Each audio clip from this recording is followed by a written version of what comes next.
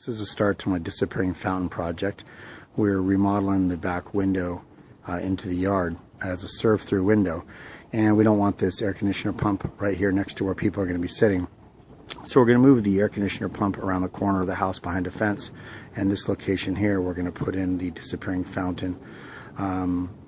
Instead of filling in the concrete there and trying to stain it and match, we thought it's a good place to put the fountain in right there, since there's a cutout already in the ground. This is the pot we intend to use for the disappearing fountain. And so once we get this pump moved and out of there, next step will be to dig the hole, prep it, and get electrical to it, and we're ready to go.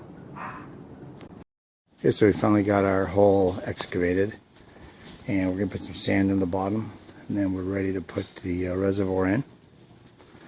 We'll bring the power down the side over here in the corner. And again, we have the filler valve right here, fed off the sprinklers, so we can fill up the reservoir for any evaporation.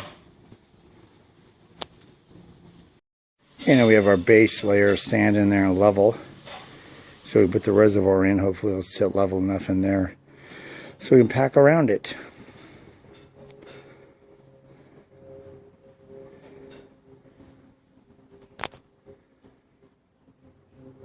Reservoir's all in, and the sand's compacted underneath it, and it's all level. So we're ready to fill around the edges with some sand and support the sides.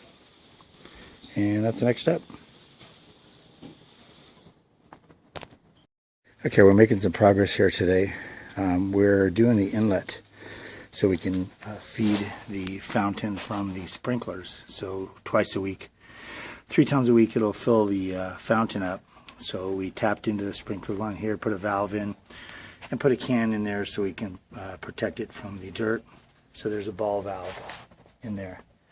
And then we fed it around into the base of the reservoir. And then used a brass fitting on this side for the inlet.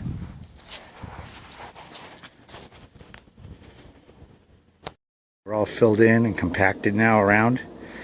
So now we're going to put some landscape cloth across the top of the sand, and we get ready for our stone and set in the fountain. So I got to do the electrical for the pump and for the lights, and we'll do that after we get the hardware cloth on there.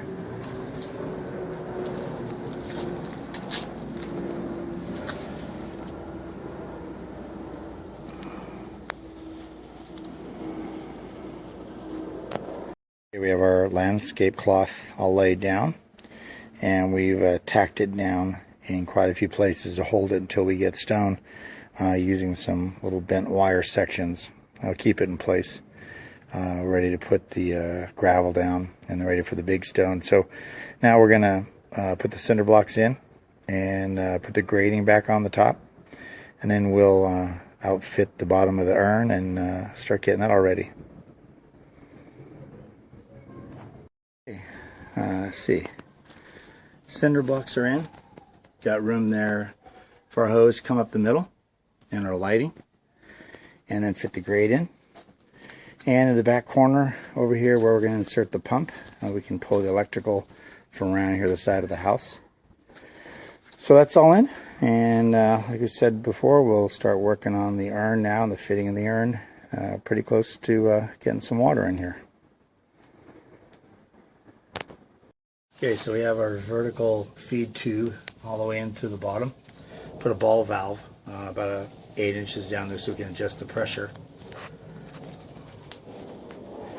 And then on the bottom, I had to drill that out for the bushing to feed the water up. And then our light, wires for our light through there, and silicone that up. So we let that sit for about an hour, and then hopefully we're ready to stand it up. Meantime, we're going to get the pump going and the feed line for the pump. So maybe we'll get some water going through this today.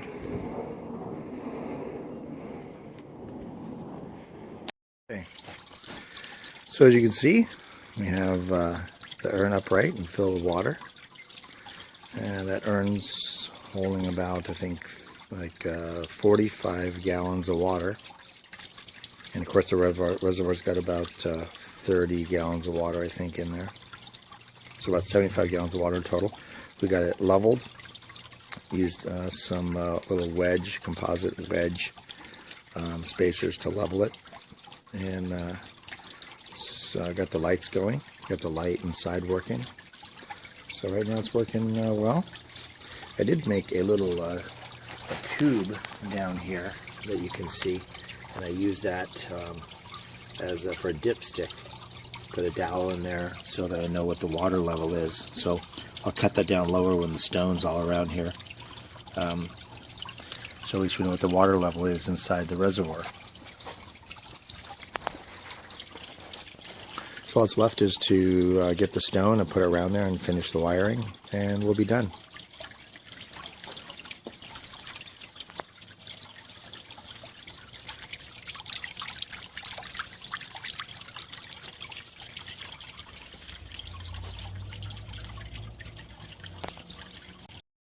Okay, as you can see, we have our stone in now, and our disappearing water feature is just about complete.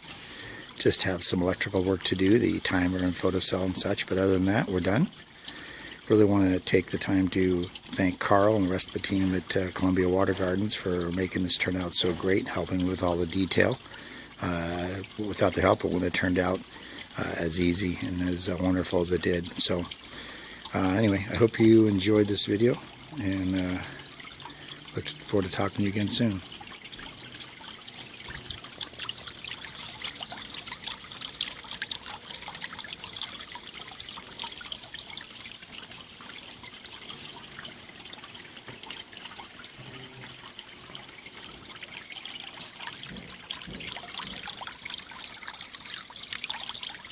Okay, just want to finish off our video with a bit of night footage of the disappearing fountain.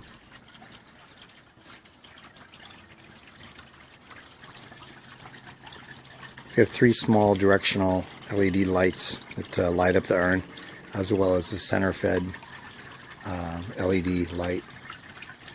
We have the urn and the water pump on a timer, so it's on most of the day and shuts off late at night.